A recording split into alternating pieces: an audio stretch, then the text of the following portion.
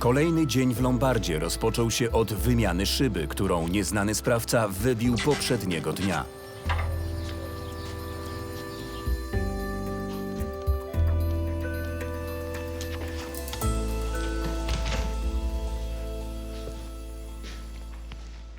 No i jak? Wstawione, panie szefie.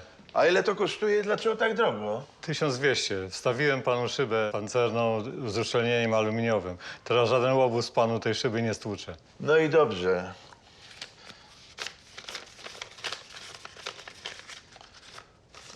$1200. Dziękuję, panie szefie. Dziękuję. Kłaniam się. Do widzenia. Do widzenia.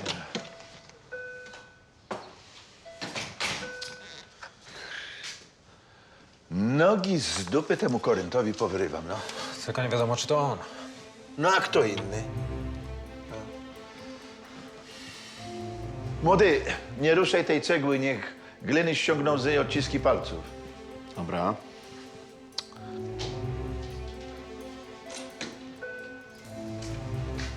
Dzień dobry. No nareszcie. Wczoraj do was dzwoniliśmy ze zgłoszeniem. I o co chodzi z tym wymuszeniem rozbójniczym? O, byłem pewny, że to sprawka Korynta. Z nikim innym nie mam na pieńku. Znam takich jak on. Kiedy zaczynałem robotę w tym biznesie, było ich jeszcze więcej. I przetrwałem. Nie ze mną takie numery. Trzeba było poczekać z wstawieniem szyby, no utrudnia mi pan pracę. To miałem na was czekać, aż się łaskawie zjawicie. A poza tym wczoraj był patrol i spisali raport. Jakieś podejrzenia? A jest taki jeden. Korynt się nazywa. Próbuje mnie zmusić, żebym mu sprzedał Lombard. I skąd pomysł, że to on? No a kto inny ma powód? No motyw to za mało, ja potrzebuję dowodów. Dowód, o, tam leży. Weźcie sobie odciski z tej cegły i będziecie mieli dowody. Proszę bardzo. Macie tu monitoring? Mamy.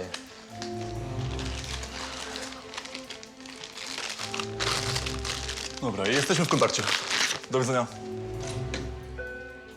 Mariusz, ja też lecę. Dobra. Aha, ten. Adek znowu się spóźnia, tak? No jak zwykle. Jeszcze migus. Weź mu potrąć z dniówki, dobrze? Aha. I zgraj dla policji ten monitoring. Dobra. Cześć. Cześć. Cześć, młody. Papa? To było oczywiste, że za rozbiciem tej szyby stał Korynt. No bo kto inny? Nie mogło być zbiegu okoliczności. Ale nie było czasu, żeby to roztrząsać, bo pojawili się klienci. Klienci, którzy przyszli zastawić komputer, nie wzbudzali zaufania pracowników Lombardu.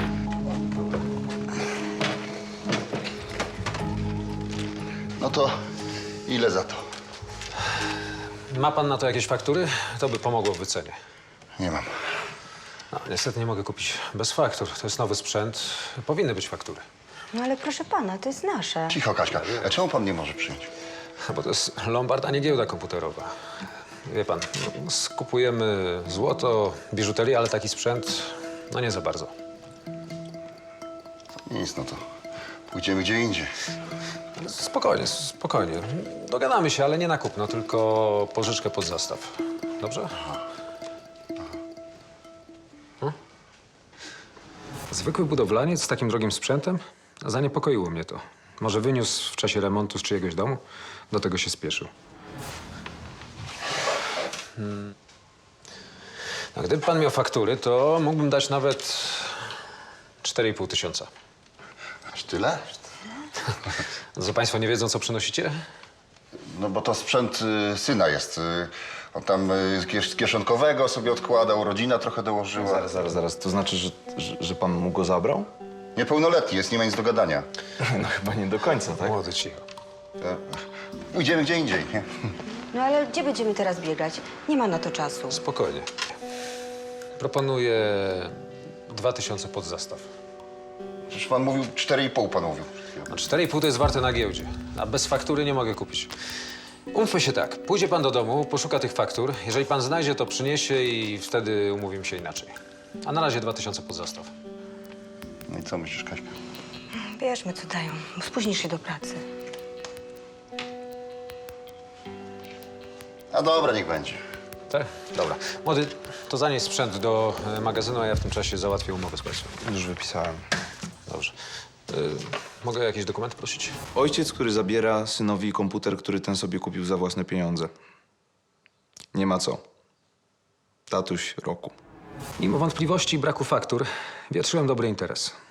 Komputer był naprawdę dobry, nowoczesny, z dobrymi gadżetami. Wart ryzyka. Po zakończeniu transakcji Mariusz i Karol przygotowują sprzęt do bezpiecznego przechowania. Możesz nie strzelać tą folią bąbelkową. I wykorzystam ją do tego, żeby owinąć każdy element. Mariusz, bo ja się tak zastanawiam. Dlaczego ty nie kupiłeś tego komputera? Przecież facet powiedział, że i tak go nie odbierze. No bo wydało mi się to podejrzane. Jak podejrzany. Nowoczesny komputer, najnowszy osprzęt do gier, a facet w jakichś ciuchach budowlanych. Podejrzane. Co ty myślisz, że to było kradzione? No nie wiem, ale nie chcę być paserem. A to dlaczego w ogóle brałeś ten sprzęt? No bo jeżeli facet się nie pojawi, to sprzedamy go z zyskiem. A dopóki go nie sprzedamy, niewiele ryzykujemy. No, rozumiesz.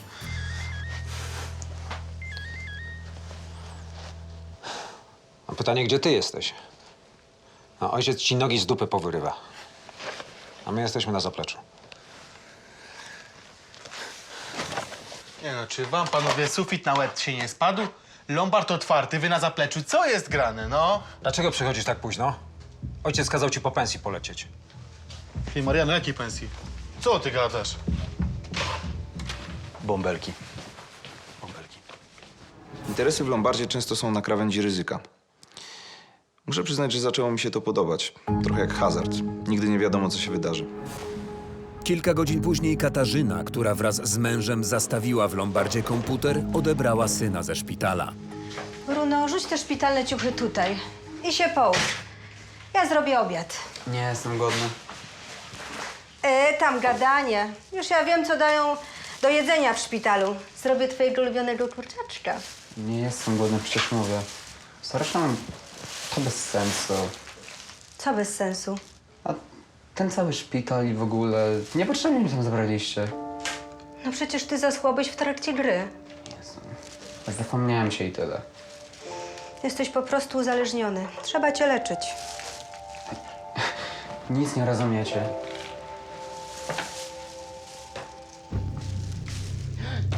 Co jest? Co jest, k***? Ej! Gdzie mój komputer?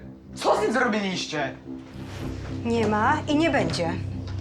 Gdzie on jest? Jesteś chory, ale to się da wyleczyć. Gdzie on jest? Nie możesz mieć komputera.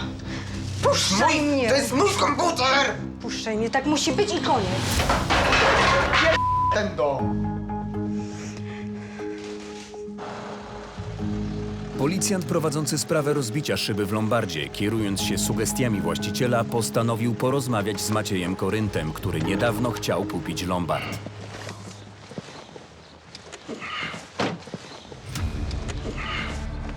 Policja, Wydział Śledczy. Co to ma znaczyć? To już normalnie nie można? Miami Vice się pan naoglądał? Maciej Korynt. Tak, o co panu chodzi? Co pan robił wczoraj wieczorem? Kolację jadłem. Szyjki rakowe w warzywnym trecciatelle. I winoroja, coś jeszcze? Śmieszne, a z kim ta kolacja? Z kochanką, może być? Dobra, pytam tylko, czy ta osoba potwierdzi pańskie spotkanie. Niczego nie będzie potwierdzać. O co panu chodzi? Groził pan właścicielowi Lombardu. Chciałem kupić jego Lombard. A co, poskarżył się policji? No i wczoraj wieczorem ktoś wybił szybę w jego lokalu. No i co ja mam z tym wspólnego? No właśnie, co? Proszę pana, ja jestem poważnym biznesmenem, a nie gangsterem. A za takie bezpodstawne insynuacje odpowiada się przed sądem. Badam tylko okoliczności, ale oczywiście jak pan chce, może pan złożyć skargę. No i może to zrobię. A nazwisko pana? Komisarz Dariusz Sitarski. Na pewno zapiszę. Bałwan jeden. Katarzyna nie potrafiła sama opanować agresji syna i wezwała na pomoc męża. Co się dzieje? No powiedziałam mu, że sprzedałeś komputer i dostał szału. Otwieraj! Otwieraj! Ty drzwi masz! Otwieraj!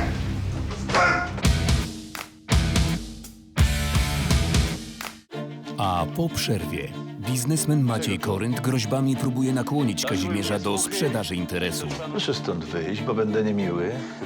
Ale za odpowiednio niską cenę możemy się jeszcze dogadać. A daj pan spokój, dobrze? Ludzie gangstera Ryżego ponownie nachodzą Lombard. Wisisz parę patoli. Ryży nie lubi czekać. Ty, no nikt nie lubi, nie?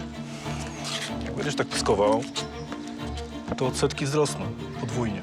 Adrian pakuje się w kłopoty, grając na zastawionym komputerze. Co ty wyprawiasz?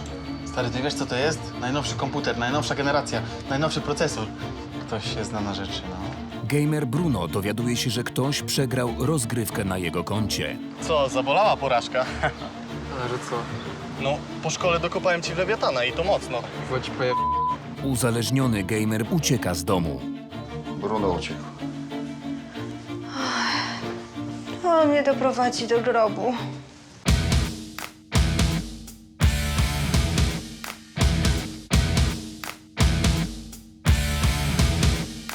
Przed przerwą. Policjant Darek prowadzi dochodzenie w sprawie wybitej szyby w Lombardzie. Kazimierz podejrzewa, że to sprawka Macieja Korynta, który próbuje go nastraszyć i zmusić do sprzedaży Lombardu. Rodzice zastawiają w Lombardzie komputer syna, by pomóc mu w walce z uzależnieniem od gier. Pracownicy Lombardu podejrzewają, że sprzęt jest kradziony. Policjant Darek przesłuchuje Korynta. Gamer Bruno po powrocie ze szpitala nie znajduje swojego komputera w pokoju i wpada w szał.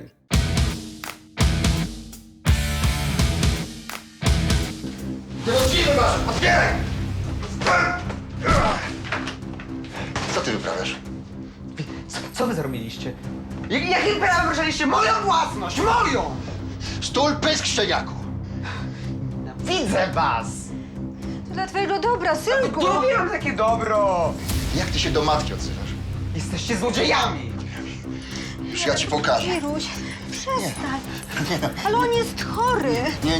Nie może się tak zachowywać, zdemolować mieszkania. No, chory czy nie, no nie może się w ten sposób zachowywać. Uspokój się. Nie boję się ciebie. Czy ty zawsze musisz od razu z rykiem? Boże, co ja z wami mam? Dobra, idź za nim.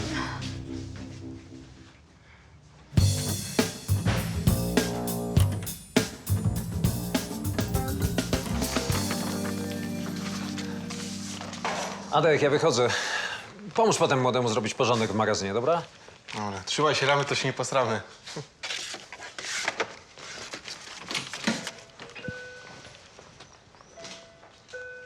Dzień dobry, co dla pana, przyjacielu? Kasiorka, przyjacielu, zobacz, co ja tu dla ciebie mam. Ile ja za to dostanę? Panie, za to 2 lata za zagrożenie środowiska. Czy ty wiesz, co to jest? To jest dred Boba Marleya. Nawet jakby był Belzebuba, to bym go nie wziął. Idź pan z tym, dobrze? Okej. Człowieku, mi niedawno dawali 1000 za to, a ja chcę od ciebie parę stówek tylko. Ale do perukarza mi, panie, z tym szajsem, a nie Co do pan chce z tym Lombardu. zrobić? Ej, ej! Przyjdź pan z czymś, co ma wartość, no. Człowieku, to jest relikwia, symbol wolności. Ja mam gdzieś te relikwie. Przyjdź pan z czymś, co ma wartość. Do widzenia panu. To ma dopiero wielką wartość, bo nie znasz się na tym, nie Tak. masz pojęcia o niczym. Morris to stary hippies. Przynosi nam co róż jakieś różne dziadostwa, ale tym razem przesadził, ochyda, no. Jak takie coś może mieć na głowie? Nigdzie go nie ma, nigdzie go nie ma. Chyba już wszędzie byłam. Poczekaj, widzę go.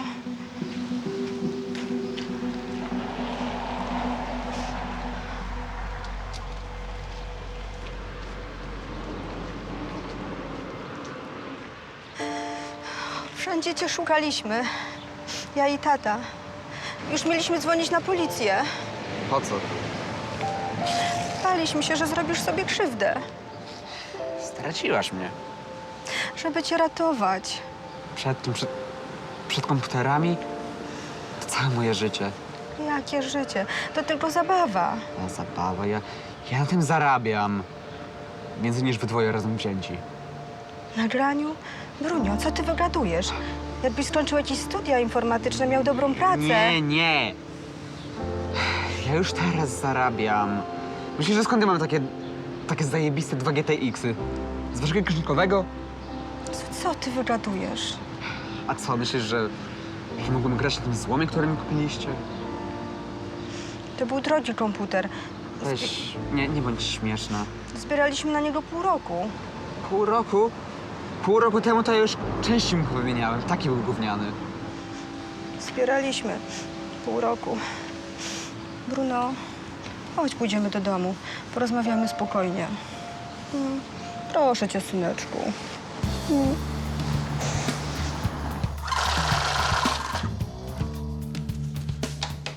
Na koniec dnia, gdy właściciel lombardu przyjechał, żeby podliczyć utarg, odwiedził go nieproszony gość. Dzień dobry. Nieczynne! Czego tu? Doszły mnie słuchy, że ktoś panu szybę skasował. To naprawdę przykre. Dobra, nie udawaj pan świętoszka. Dobrze wiem, czyja to sprawka. A więc to pan się na mnie policji poskarżył. Robi sobie pan we mnie wroga. Szkoda. Co to ma znaczyć? A tylko tyle, że lepiej mieć we mnie wspólnika. Pan mi grozi? To teraz już nie mam żadnych wątpliwości co do tej rozbitej szyby. Wygląda na to, że skorzystałem na pana oporze. Gdybym kupił ten lokal, to teraz sam bym miał kłopoty. Ktoś najwyraźniej nie lubi pańskich szyb.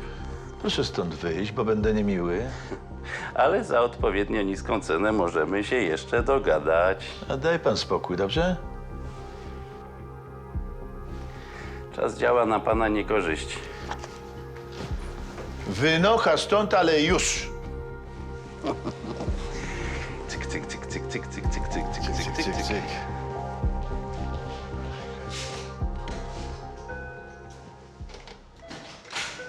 Miałem ochotę dać temu gościowi po gębie. Co za arogancki typek. Myśli, że jak mnie zastraszy, to mu sprzedam lombard za grosze. To zwykły gangster, a nie biznesmen. Katarzynie i Mirkowi udało się w końcu opanować agresję syna i sprowadzić go do domu. Nie wiedzieli jednak, jak poradzić sobie z jego uzależnieniem od gier komputerowych. Lekarstwa wziął? Nawet nie chciał o tym słyszeć. Zaraz mu je wcisnę do gardła. Mirek, weź już ty się uspokój. Z nim trzeba łagodnie. Inaczej znowu ucieknie. Jego trzeba leczyć. Po prostu. Dobrze, że z tej sprzedaży chociaż to leczenie będzie. Ale on nie chce. Nie chcę. Się go zmusi. On jest jak alkoholik.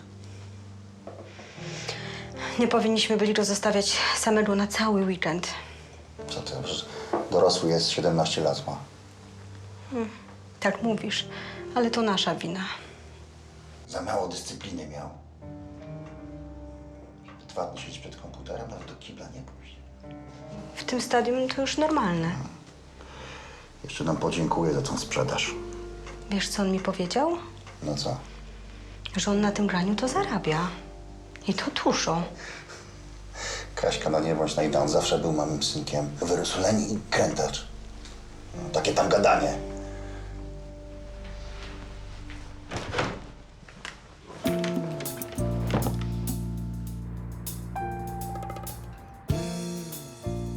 Następnego dnia Kazimierz otworzył lombard o zwykłej porze. Nie zamierzał dać Koryntowi satysfakcji.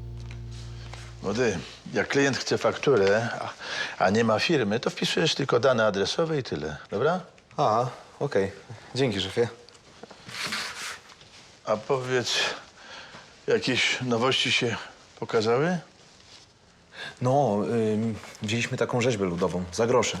Szefie, a taki świątek na rynku sztuki to będzie miało wielką wartość. Może ja przyjdę i pokażę szefowi. Nie, od tego to ty jesteś młody. Dobrze. Może w czymś pomóc? Po ile to cacko? Proszę pana, to jest zabytkowa lampa z XVIII wieku. Z 19. Aha, XIX. Jest pan zainteresowany? Może. 4,5 tysiąca kosztuje. Widzę, tu napisane. Komóreczka by mi się jeszcze przydała. Która? Tutaj proszę. O. Nie, tamte już widziałem. Nie wiem jeszcze, muszę popatrzeć. No, widzę, że pan długo się zastanawia. mam czas. Zastanowię się, tu przyjdę.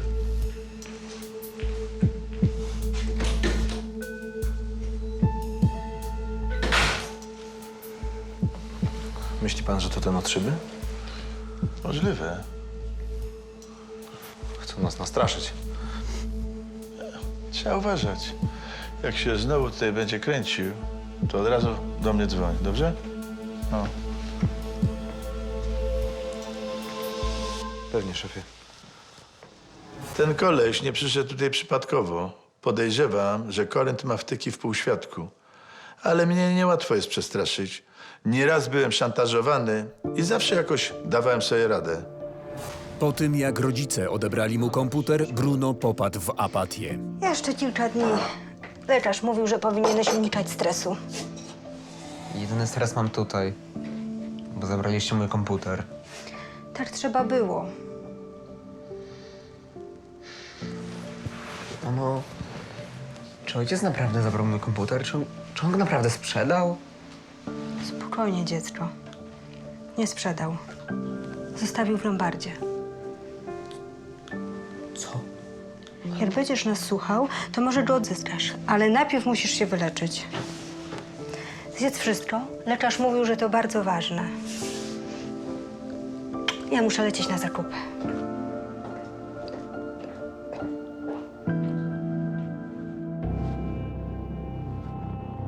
Właściciel lombardu mylił się co do niepokojącego klienta. Mężczyzna nie był człowiekiem Korynta, lecz przyszedł przypomnieć Atkowi o konieczności spłaty długu wobec gangstera Ryżego. Wisisz parę patoli. Ryży nie lubi czekać. Ty, no nikt nie lubi, nie? Jak będziesz tak pyskował, to odsetki wzrosną podwójnie. Spłacę go, misiu, a ty nie jest to jak tej widok w domu, tylko wyjazd stąd. Słuchaj, odsetki wzrosną podwójnie. Tak jesteś mocny? Dawaj, wyskoczymy. Taki byłeś cwaniaczek przy koleżkach? Wiesz co, nie będę się z tobą szarpał. Ujeba...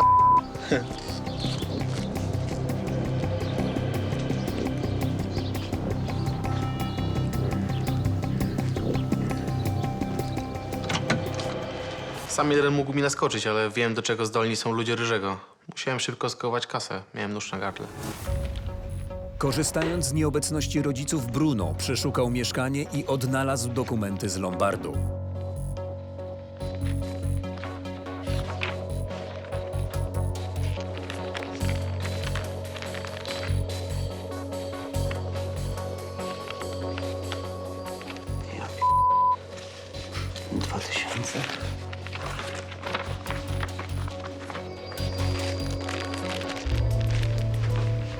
Znowu się spóźniłeś. To nie dramatyzuj. Ojciec jest? Na twoje szczęście nie ma. A, szkoda, bo chciałem z nim pogadać. No. Mówił, że mamy uważać, bo kręcą się tu jakieś podejrzane typy. Jakie typy? Był tu taki jeden. Napakowany. Wszedł, kręcił się i nic nie chciał kupić. Loluś, jakby miał katar, to bym go gilem z nosa zabił. Fajnie. Dzień dobry. Dzień dobry. Mój ojciec zostawił tutaj komputer i chciałbym go odkupić. Chłopak, który przyszedł do lombardu, wyglądał jak naćpany. Pomyślałem sobie, że to jakiś nałogowy gracz i wtedy mnie olśniło, bo to pewnie dlatego rodzice zabrali mu komputer. No przykro mi, ale nie możemy wydać komputera. Ale mam rachunek. Tak, ale zastaw może odebrać osoba, która go zostawiła. No, chyba że masz upoważnienie. No nie mam jej. No, w takim razie nie możemy wydać komputera. Ale to jest mój komputer.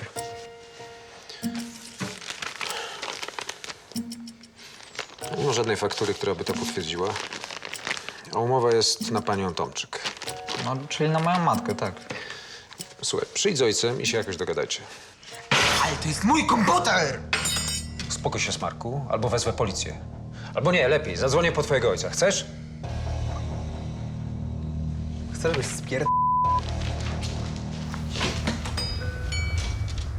Nie można ingerować w sprawy rodzinne.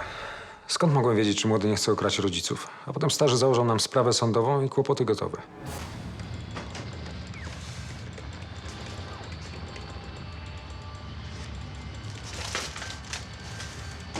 Co ty wyprawiasz? Stary, ty wiesz co to jest? Najnowszy komputer, najnowsza generacja, najnowszy procesor. Ktoś się zna na rzeczy, no. Sprzęt był spakowany i zabezpieczony. No i co z tego? Co no i co z tego? Co ty odpieprzasz? Sprawdzam jakość sprzętu. Stary, wiesz ile tu jest gier? Wojna lewiatanów. Stary! I dlatego bawisz się zastawionym sprzętem? Sprawdzam tylko, może się czegoś nauczę, no. Ty się niczego nie nauczysz. Miałeś już problemy z maszyną hazardową, teraz się wpieprzasz w jeszcze większe kłopoty. A kto mi je zrobi? Ci rodzice? Mówię, że to jakieś wampy z wioski. Ja ci je zrobię. Ty to, Mariuszku, możesz mi na cyrkiel wskoczyć. Powiedz to ojcu. Komputer jest mój, jeżeli nikt go nie weźmie. A tak zachowuje się czasem jak dziecko. Dopiero wywinął się z jednej katastrofy, a już się pakował w następną. Dobrze, że jeszcze przed ojcem czuje respekt. Nie rozumiem, czemu ojciec zrobił z Mariusza kierownika. Od początku rządzi się jak szara gęś, a nie dam się rozstawiać po kątach. Postanowiłem, że komputer będzie mój. Adi, ja lecę. Mariusz mi pozwolił. No tak jak pozwolił. To spływaj. To spływam. Pa, Cześć. trzymaj się. To już wszystko. To jest pan SSR. I co, zapraszam ponownie. Dziękuję. Do widzenia. Do widzenia panu. Co, ręce cię świerzbią? O co ci chodzi? I co ty kombinujesz? Sprawdzam, jaki był utarg i chcę sobie wziąć zaliczkę. A co, pany cię oskubały?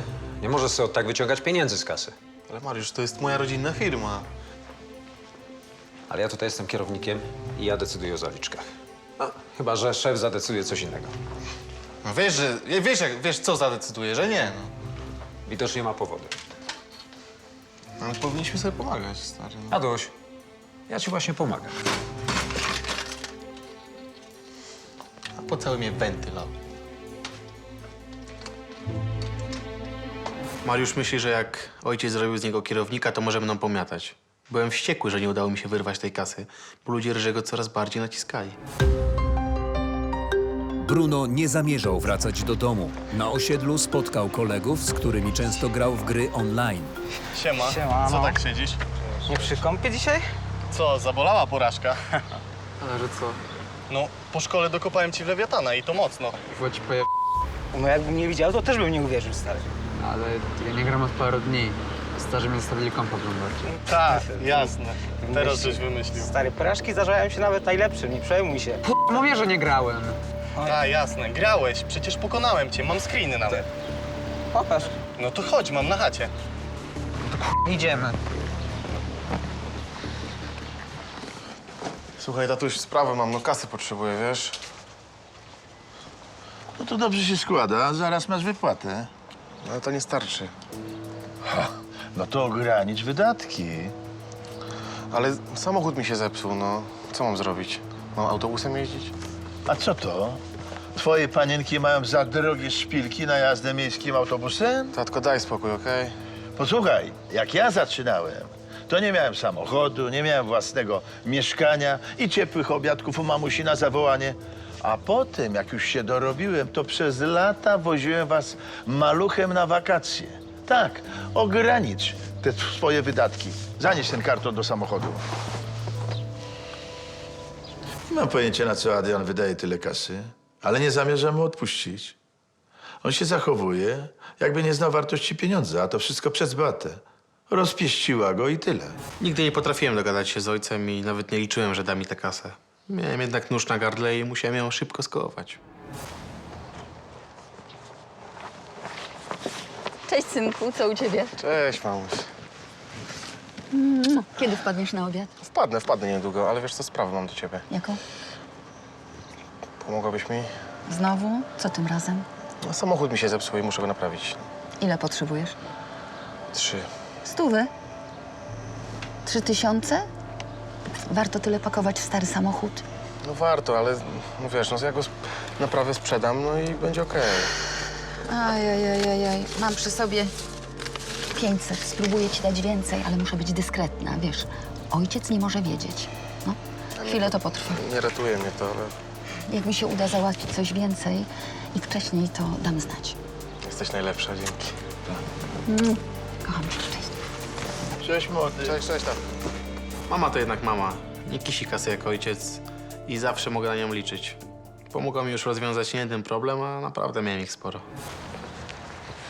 Co tu się dzieje? Kto używa mojego sprzętu? Co ci chodzi, młody? O to chodzi, że ktoś używa mojego zastawionego sprzętu, a ja to zgłoszę na policję. Dobra, chodź do środka, pogadamy. Co ty? Nikt nie gra na twoim komputerze, tylko sprawdzaliśmy, czy działa. To jest standardowa procedura. Rozumiesz? Standardowa procedura to jest sprawdzanie, czy lewiatany działają, tak? Ktoś grał na moim komputerze, w moją grę, na moim koncie. Ukradł mi tożsamość, tak to wygląda. Mam screeny z rozgrywki. No i co z tego? Stało się coś? A... Stało się. Przegrałeś, frajerze, i straciłem miejsce w rankingu. Tak? Czeka mnie za to jakaś odpowiedzialność? Chyba nic nie straciłeś. Ja gram w turniejach, jeszcze międzynarodowych. No i co z tego? No i to z tego, że ja tam gram o wysokie stawki. Ale ty to musiałeś spieprzyć. Wiesz, ile ja się do tego przygotowywałem? Słuchaj, nie ja, tylko twoi starzy, rozumiesz? Moi starzy nie grają w lewiatana. Ty grasz tu jeszcze na moim koncie i to jeszcze przegrywasz. Jesteś jakimś żartem. Dzwonię na policję. Zamknę ten wasz Czekaj, czekaj, młody, czekaj, jaką policję? Stój, stój! Aha. Młodziutki, ej! Nie przewidziałem takiego obrotu spraw, ale wzmianka o kasie podsunęła mi pewien pomysł, na którym wszyscy mogliśmy skorzystać. Czekaj, czekaj, młodziutki, ej! Czekaj. Czego chcesz? Mam dla ciebie propozycję. W dupie mam twoją propozycję. Idę na policję. Jaką policję? Co ty? Może się dogadamy. Co? Chodzi o ten turniej. Ja też kiedyś grałem, ale nigdy nie za kasę. Serio, można? Kiedy jest najbliższy? Za parę dni. Właściwie to w nocy, bo to w Azji, ale co? Serio, masz szansę wygrać? Mam na moim kompie, ale nie mam mojego kompa. No wiesz, ty nie masz, ale ja mam. No i możemy się dogadać. Co? Przyjdziesz w nocy, wygrasz i siankiem się podzielimy. Siankiem z mojej wygranej. No wiesz, ja potrzebuję kasy, ty masz kłopot. Decyzja należy do ciebie. Deal? No chyba lepiej to niż iść na policję, co?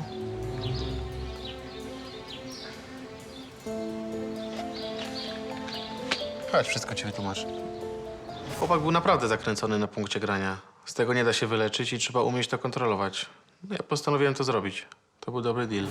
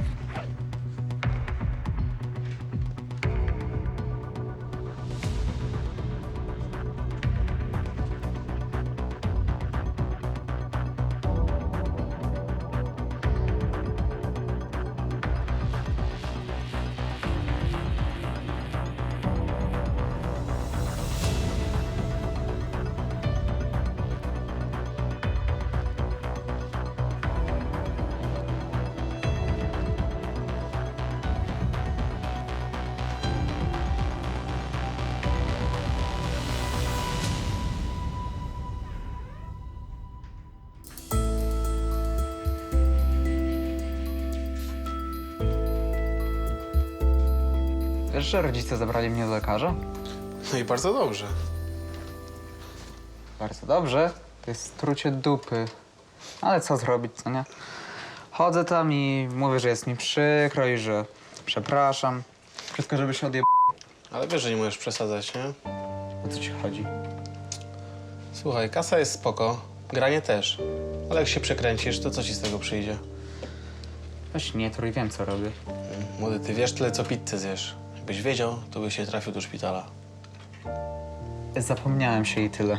Zapomniałeś się. Sprawa jest taka, mamy umowę. Grasz, wygrywasz, a ja później rozmawiam z twoimi rodzicami i traktujesz tą terapię poważnie. Rozumiemy się? To jest jakiś żart? Nie, to nie jest żart. Albo robimy tak, jak ja mówię, albo wypad. Stoi? Dobra. No to do roboty.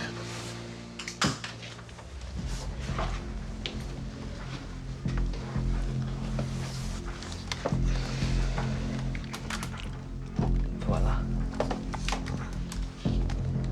Nie jestem święty, ale polubiłem tego dzieciaka. Chętnie zarobiłbym dzięki niemu więcej kasy, ale wiedziałem, że trzeba mu pomóc i nie zamierzałem przegiąć. Napalony na grę Bruno nie zadbał o to, by ukryć swoją ucieczkę z domu. Jego błąd odkryli w nocy rodzice.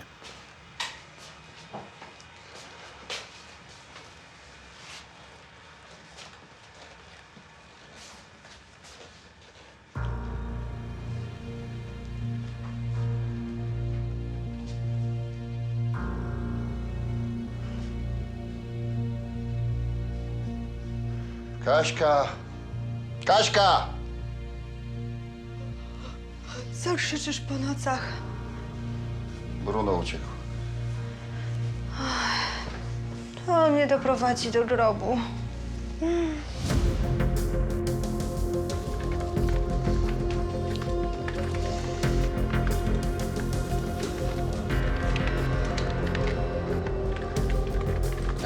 Dobrze, młody, elegancko. No, elegancko, młody, dobrze. W życiu nie widziałem, żeby ktoś tak grał. Młody rozbił bank, skasował wszystkich przeciwników. O, i szacun ode mnie. Następnego dnia Mariusz przyjechał do pracy wcześniej, żeby uporządkować zaległe dokumenty. Co jest to?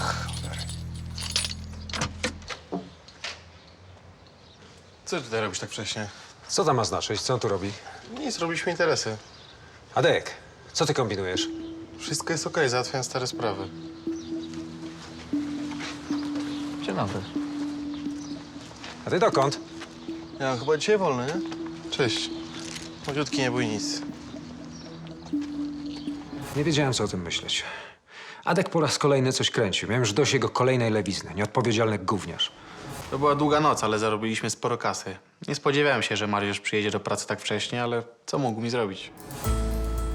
Tymczasem zaniepokojeni rodzice Bruna odchodzili od zmysłów. Obawiali się najgorszego. Wiesz co, ja wezmę jakieś jego zdjęcie, zaniosę na policję, no niech go szukają. Może za ostrzy dla niego byliśmy. Jak zaostrzy? Jak zaostrzy? No, chłopak tracił zdrowie przed komputerem, uratowaliśmy mu życie.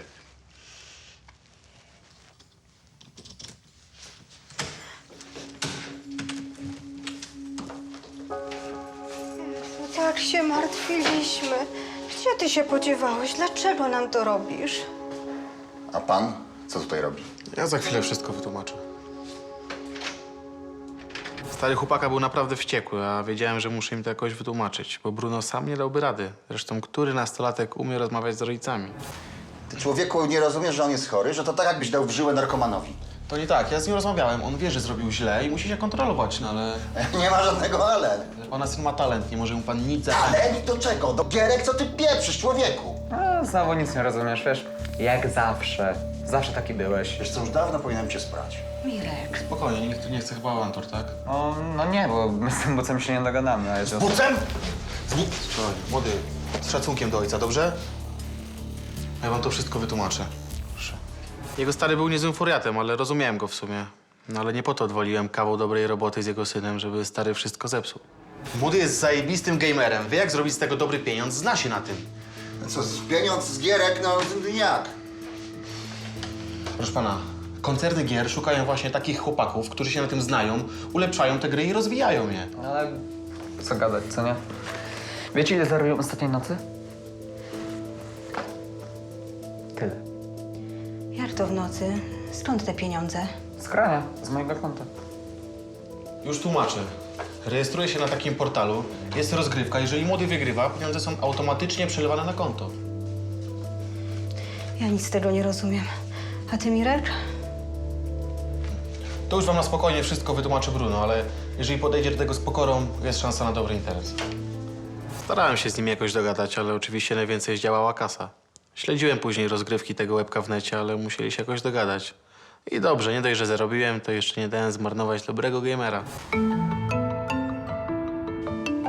Bardzo mi przykro, ale niestety ten obraz nie przedstawia żadnej wartości ani artystycznej, ani rynkowej. No jak nie? Taki piękny krajobraz. Wie pan co, z tego obrazu najbardziej wartościowa jest rama i mogę za nią dać maksymalnie 20 zł. Wie pan co? Nie zna się pan w ogóle na sztuce. No, mam na ten temat inne zdanie.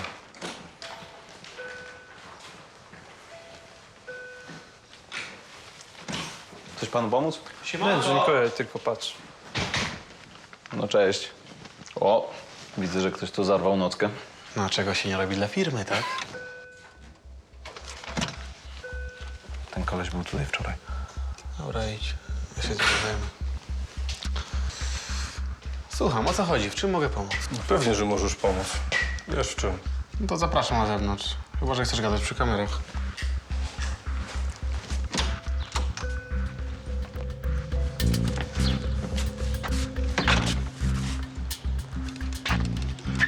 Wiesz, co Ryży robi z takimi jak ty, co nie chcą płacić na czas. Chodź, Bąbel, bo ci słów w słowniku zabraknie. Chodź, pogadamy. Oddaj hajs, to się pożegnamy. Umiesz do tylu liczyć, prosiaczku? I 100 za fatygę. I więcej cię tu nie widzę, okej?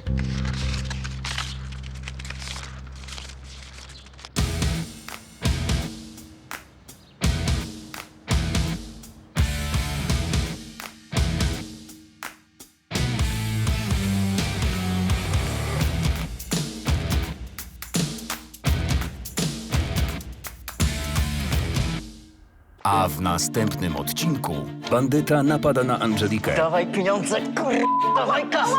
Dawaj kasę! Natychmiast! Dobra, tak! Ruchy, ruchy! Dobra, telefon jest kradziony. Pracownicy Lombardu zostają podejrzani o paserstwo. Muszę wiedzieć, kto go przyniósł. Przepraszam, bo ja nie rozumiem, jakie przestępstwo?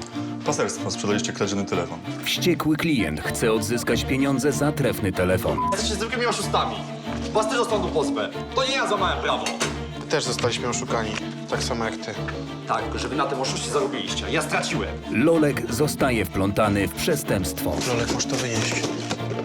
Co ja? Musisz, to będzie dla ciebie chrzest bojowy. Masz okazję ubrudzić sobie rączki. Do boju, żołnierzu.